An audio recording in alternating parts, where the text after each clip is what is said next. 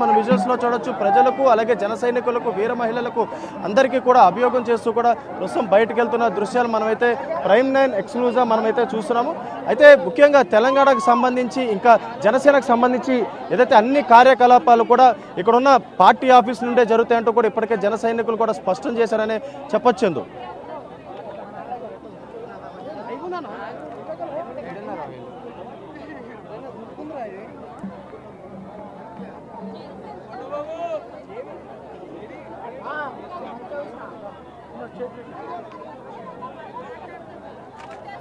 యశ్చందు, ముఖ్యంగా ఇప్పుడు రానున్న జిహెచ్ఎంసీ ఎలక్షన్ లక్ష్యంగానే జనసేన పార్టీ మొదటగా ముందడుగు అయిపోతుంది.